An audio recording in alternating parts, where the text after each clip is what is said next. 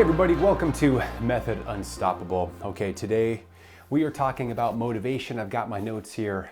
Wrote an article about this. You can find it on my website. But first, let's acknowledge the fact that motivation is such an important part of us taking action. We all recognize that discipline is what really is going to carry us forward into the future, into the long run, and help us achieve our goals. Because motivation is fickle. It comes and it goes. And yet, we also recognize that when we are motivated, we can do incredible things. Now, oftentimes, I hear excuses, and I've been guilty of making these excuses as well, about either not starting something or starting something and then quitting because I didn't have enough motivation to keep going. Really, I didn't have the discipline to keep going. But it is true, again, that if I had the motivation or I could trigger that motivation, I also may be able to take some more action. And, motivation can help us do a bunch of things that we don't want to do or that are difficult. So if we need to start that exercise routine, if we need to eat better, if we need to have that difficult conversation that we don't want to have, motivation is the thing that can get us to take action, to overcome that initial hump of resistance and get going. Now, I've already talked about discipline, or I've written about it. I'll make a video and a podcast on that here in the future. But we need systems to stay disciplined. But there is a system that we can use to conjure up and summon motivation. Now, we'll get to that in just a moment. First off, before we get into that, we need to talk a bit about what the heck is motivation in the first place. We have to understand really what it is and where it comes from. First and foremost, motivation is a feeling. It is an emotion. And it comes from us being out of homeostasis. Homeostasis is when our body is in balance. Our body has everything it needs. We're not hungry. We're not tired. We're just right.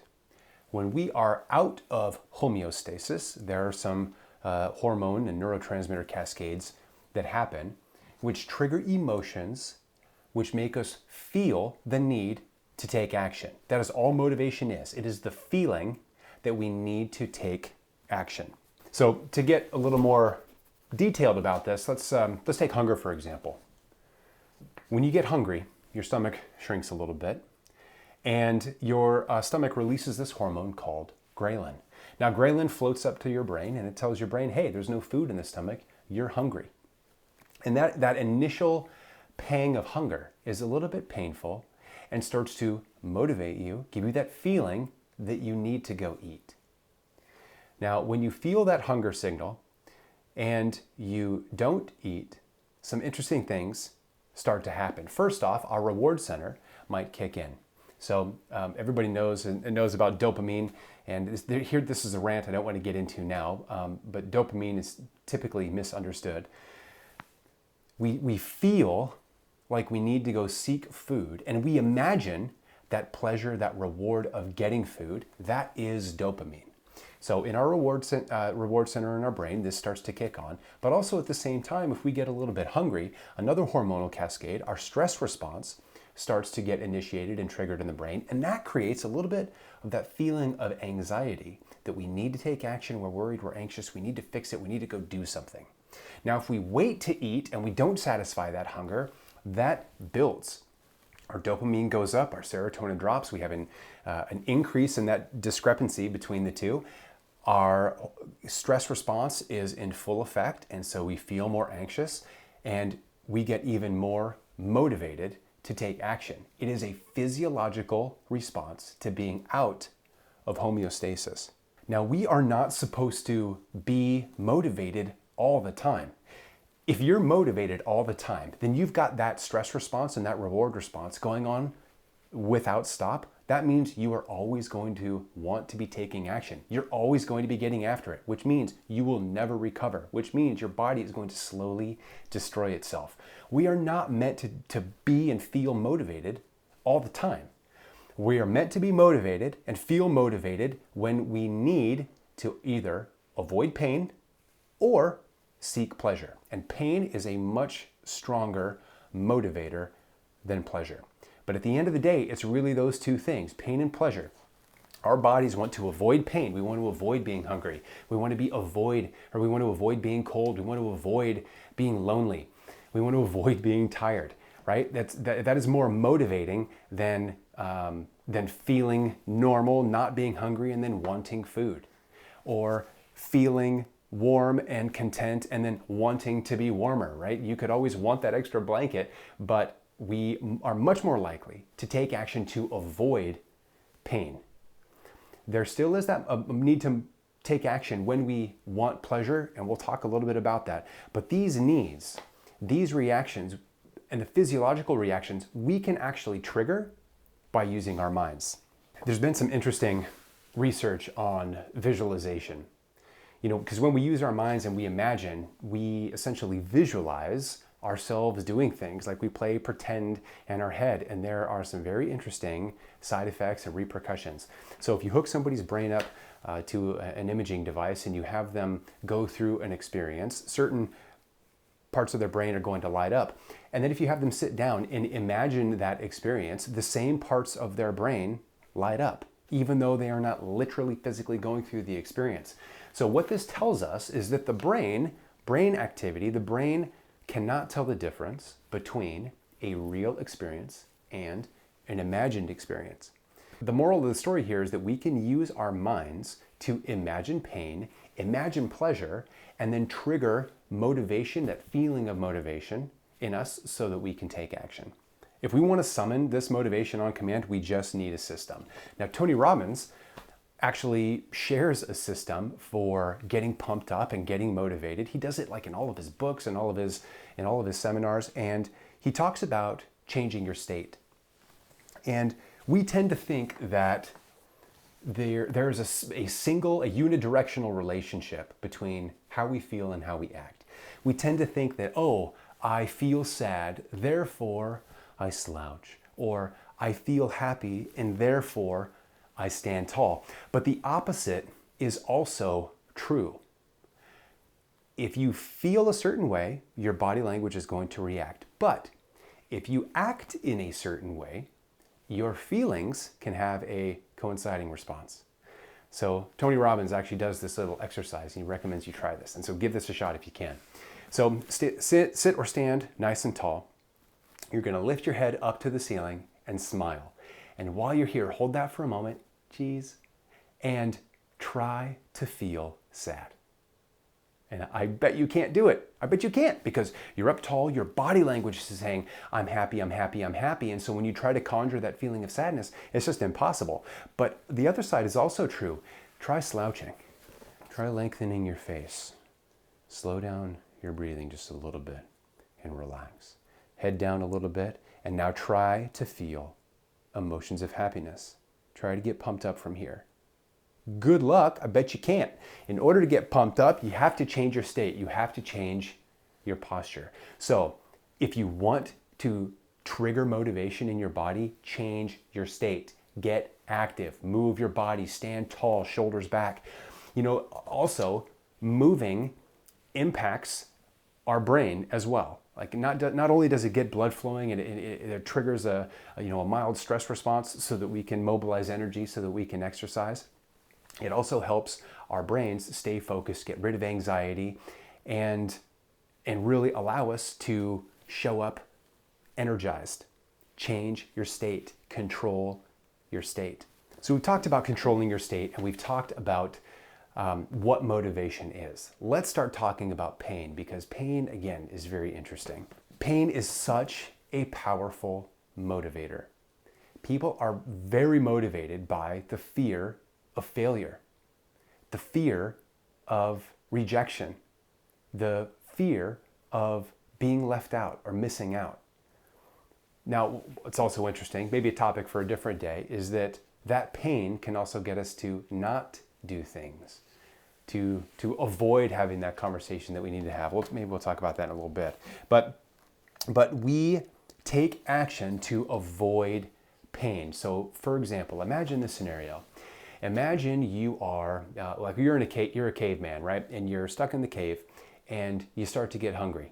That's a pain signal because your body knows that if you don't eat, that could lead to starvation. And if you start to starve, then you could die. So any pain or perceived pain is a hint that death could come if it is left unattended. So you're in the cave, you're getting hungry. That's a pain signal. But you know that if you go out to go hunting, you also have to contend with the predators that are out there trying to get you. That is a fear signal. If you go out there and you're not ready and you get attacked and injured or eaten, you're toast. So now there is another set of pain that you have to contend with. Now this is where pain starts to battle with itself. We've got the two sources of pain, your hunger and then the fear of being attacked or mauled or whatever outside of the cave. So let's say you're a little bit hungry and there's a saber-toothed tiger waiting outside of the cave. You're likely not to take action because the pain, the perceived pain of the tiger, is greater than the experienced pain of staying in that cave and being hungry. But you wait an hour, you wait 2 hours, you wait a day, your hunger is going to get strong enough and painful enough that in comparison to the pain, the perceived fear of that saber-toothed tiger, the pain of the hunger is going to win out. So you are going to take action when the pain of taking action is less than the pain of not taking action. If you don't take action, you're just a little bit hungry, like no problem. Nothing's going to happen, right? You're not going to get eaten. But if you're very hungry and you don't take action, you are going to starve. Therefore, the pain of hunger is greater than the pain of getting eaten by that saber-toothed tiger. So again, like pain has some interesting things. We want to avoid it at all costs, but we're always weighing which thing is going to be more painful. So our battle here, how do we conjure pain that is strong enough to get us to take action to overcome our fear or whatever our perceived pain is from taking action? So this is where we use our minds, we use that visualization, and we just need a system. Here's a system that I like to use when I need that kick in the pants and I need to overcome that hump and I'm not feeling disciplined and I need to get after it. Step one, you have to know what you want. So when I'm going through this exercise, I have to know what the outcome is that I want. So let's say it's exercise, getting back into an exercise routine. And, because sometimes during the holidays, like it's so much fun to be out, with family and friends and we're being indulgent and we're a bit gluttonous. And so getting back into a routine can be a bit of a slog. Now, I have found though that again, if I take step one here and I imagine what I want to be fit. I want to feel good. I want energy. I want to lose the weight that I gained while, eating foods that I probably shouldn't have eaten. What do I want? And then we have to be clear on what you need to do in order to get what you want. So I need to shape up my eating. I need to dial that in, and I need to get back into the gym and hitting it hard. Now, the reason why we have to be clear on those two things is because if we go through this exercise of creating pain and we don't know what we want or what we need to do, we have nothing to frame our visualization around. Because in step two, we need to imagine what happens if we do nothing. So I know my outcome. I want to get back into shape. I want to feel better. I want more energy. I want to lose that weight. In step two, I have to imagine what is going to happen if I don't do those things. Now here's where we want to really project into the future and exaggerate our results and lean into the pain. If I imagine for a moment that I don't exercise and I never get back to exercise, I'm just taking the first step on a long path of being a sedentary person where I know I'm not going to feel good. I'm going to wake up and I'm going to feel sluggish and I'm not going to feel energized and I'm not going to feel good. And I'm going to keep gaining weight and I'm not going to be able to fit into my clothes and I'm going to have to buy new clothes. Like I have to imagine this future because I don't want it. That's the key. It is perceived pain. I don't want to go out and go buy a bunch of new clothes. I don't want to wake up and feel sluggish and not energized. I don't want to gain the weight that I'm not intentionally trying to gain. I want to be fit. You have to create this clear picture of who you don't want to be. But if you don't step on the path that you need to take, then you're on this other path headed towards that version of yourself that you don't want to be. Create clarity here. It's okay to exaggerate a bit. What don't you want? How will you feel? How will you be? How will you talk? What will your relationships be like? Will you be proud of yourself? Will you be disappointed? Recognize all these things and then move into step 3. Mentally embody that version of yourself that you do not want to be. Embody that person and feel what it would feel like to be disappointed, to have that low energy, to be fed up and frustrated that you're not taking action. Embody and feel it. We must trigger pain. When we trigger the pain, we can trigger a bit of that stress response that will create some of that anxiety, which will motivate us to take action. Now remember, pain is a very powerful motivator, but pleasure, opportunity is also a motivator. So we can use the same system and this same visualization practice to imagine our ideal outcome and create that reward motivation so that we can take action. So we can use the same system, and I do this as well. Usually I do this right after I think about the painful scenario. So right after, like in the workout example, right after I'm done thinking about how I don't want to be out of shape and how I want to be, in better shape and I want the energy, I start to think of that positive outcome. First, we have to go through that step of what do I want and how am I going to get it? I want to be fit and energized and pumped up. How am I going to get that? Through dialing in my nutrition, getting back into the gym and working out hard and crushing it. So I have that as my expectation, my hope, my goal, my routine. And then from there, I want to think about what's going to happen if I do all of those things consistently. If I take action eating well over time and exercising over time, what's going to happen? How am I going to feel? What am I going to look like? What are my relationships going to be like? How am I going to perform in every area of my life? What kind of dad am I going to be? What kind of husband am I going to be? Rinse and repeat, you get the picture. The point is you have to paint that picture of what that ideal optimum future is going to look like because you took action on what you want and on your goals. And then again, after you create that clarity, jump into step 3. Allow yourself for a moment to embody that ideal version of yourself. How does that version of you stand? How does that version of you walk, talk, interact with people? What is your impact on others because you've taken action in these things? Feel what it feels like to be that version of yourself. We want the contrast between that negative version of yourself. I call that version the opponent. That's like your inner critic. That's the long-term version of you who is trying to hold you back. Versus that ideal version of yourself, that higher self, that inner advocate that wants you to strive and be more. We need that contrast, and to feel the contrast, we can trigger the pain, we can trigger the pleasure so that we can trigger that response in our mind to take action. Now there's one more thing. It's not just pain and pleasure, but there's another way that we can trigger motivation, and it is through indignation. I wrote an article on this. I'll have to create a video and podcast on this as well. But indignation is like that emotion of unfairness, or that emotion of like the how dare you. It's that feeling you get when someone says, oh, you can't do that. Like, who are you to do that? And whatever they say does not align with your self-image. And you're like, wait a minute, hold on. Yes, I can. Watch me. Now, usually I would not recommend that you indulge in other people's opinions at all because it's your opinions that matter most. However, we are social animals. People are going to talk.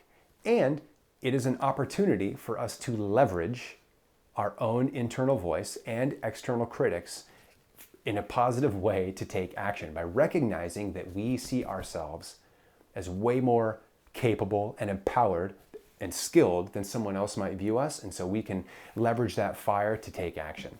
Now, if you don't have somebody else out there who's like, oh, who are you? You can't do that. I mean, who do you think you are? At a minimum, you have an internal voice who is doing that. And we call that internal voice your inner critic. It's that fear voice. It's that inner critic. On the opposite side, it's the inner advocate. It's the faith voice. It's the higher self. You've got this voice in your head that's telling you not to do things, to stay safe. And it's that voice of, like Brene Brown talks about vulnerability and shame. It's that voice inside that says, who are you and how dare you? Who do you think you are to do something like that? Who's going to listen to you? The negative self-talk. But that voice, it's a natural voice and it's only there to try to keep you safe, but it's a trick. The other side of you, that inner advocate, knows what you're capable of. And so again, if you don't have an external voice to leverage to say, oh, well, how dare you talk to me like that? Watch me go crush it. You can leverage your own internal voice to pay attention to your negative self-talk, recognize it, and then leverage your inner advocate to say, you know what, critic? Watch this. Watch me crush it. I'm going to punch fear in the face and go take action. So remember, let's summarize what we learned here. So overall, motivation is a feeling. It is not meant to be turned on at all times. It is an emotion, it is a sensation that is meant to get us to take action so that we can avoid pain, which means avoiding death, or seeking out pleasure, reward, opportunity to help enhance our survival. But if we're motivated all the time, that means we're always taking action and we're never turning off. Our bodies get burnt out, they never rest, and that in itself is incredibly unhealthy. However, if you want or need to trigger motivation, you can absolutely do so if you have a system. So there are 4 things that we can do in order to trigger that motivation. First off, control your state. Are you slouching? Are you having a long face? Or are you up tall, shoulders back? Are you moving and getting after it? Your physical state is going to impact how you feel. How you feel impacts the action that you desire and choose to take. On the feelings front, we have pain and pleasure. Our body wants to avoid pain at all costs. So if we are not in pain, we have to visualize the pain that we either are going to experience or might experience to trigger that stress response so that we can take action. On the pleasure front as well, we experience and feel what it feels like to be that negative opponent version of ourselves. We contrast that with imagining our ideal future if and when we take action on the things that we know we need to act on.